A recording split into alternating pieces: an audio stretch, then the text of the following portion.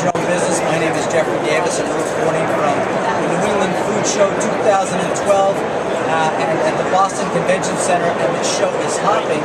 And I'm really fortunate again to have Bob Ryan of Ryan&WoodDistilleries. And Bob, you brought another product for us today to look at.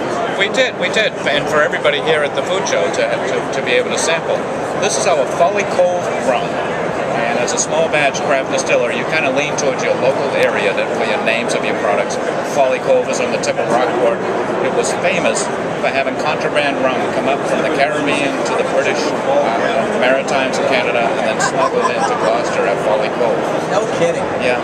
So there's a little history behind the name. You know, I can make up half the history. Nobody's here to tell me. That's true. There's a little fall into the whole thing. Yeah. You know what we do with this? We bring in molasses from Louisiana. We ferment it on site. We distill it, and then we store it in previously used whiskey barrels. Because whiskey is a product that you can only barrel once. You can only use that barrel once for whiskey, then you do it for other things. So we put our rum, we age our rum in used whiskey barrels for, I thought, 6 months, but it takes us between 18 months and 20 months before it develops the flavor.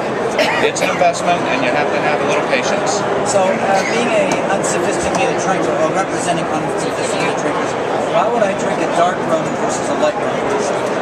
It all depends what you want for flavors. The light rums actually have a color to them before the color is taken out. Really? And part of that is because consumer, you know, you go to the shelf and you want to see, it's easier to manage no color than it is a color on the shelf. We get our color from the barrels, so we don't really tamper it. Some of the dark rums are, they say, spiced on the bottle. Is that a spiced rum? This is not. All the flavors from this come from 4 items. One is the water we use. The second is the yeast, very important. The molasses, and of course the barrel aging.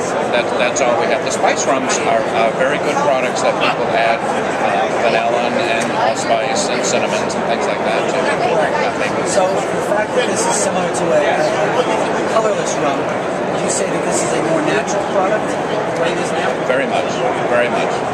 Mostly because I want to respect the consumer and give them actually what they can use to make the drinks they want to make. If you want to put a vanilla stick in there and bring that out, that should be the fun that you have making a cocktail for yourself. That's a really good idea, the vanilla stick in the bottle. Yeah. You know, this has a little hint of caramel and butterscotch in it. It's actually my wife that tests the barrels. She has the tools, she has the nose to go in after about 15 months and check each individual barrel until it has that flavor profile. So you're also a family business? Mom and pop all the way. Mom and pop. Your wife's in the business, you're in the business. Anyone else in the family? My son is manning the table here. He's actually a lawyer, but he gives me as much time as he can. The Wood of Ryan&Wood is my nephew Dave. And of course, my wife is one of 14, so I have a lot of people I can draw on, but all the nieces and nephews, they're hitting that 23, 24-year-old stage. Those are my salespeople out in the field. They talk about us. Is this your first time at the food show? This is my 3rd time, actually, and I'm learning more and more. I'm actually a visitor to the food service arena. I was 30 years on the waterfront.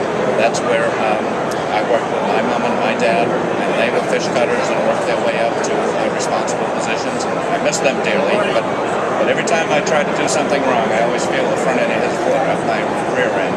Really? Teaching me. Your father must have been related to mine. Yeah. My father couldn't catch me, but that was the good news. Yeah, well, I didn't know how to run. I know. Some know I'm a younger, I was a baby, and I think babies run more than older babies. Yeah. So if somebody wanted to get this product to sell it in New England, which we think everybody should, since this is a local product and we're quite even supporting local family businesses, how would they get hold of it? They can call us, or they can locate us on the internet at ryanandwood.com. Call us up and we'll respond in a minute. That's how we make sales, is if people are engaging us, we know that the product's going to be accepted well. So call, these distilleries are popping up all over the place. We're going to see you again on Mind Your Own Business again, right? That sounds great for me. Great. Thanks, Bob. Thanks for coming. I appreciate it. Thank you.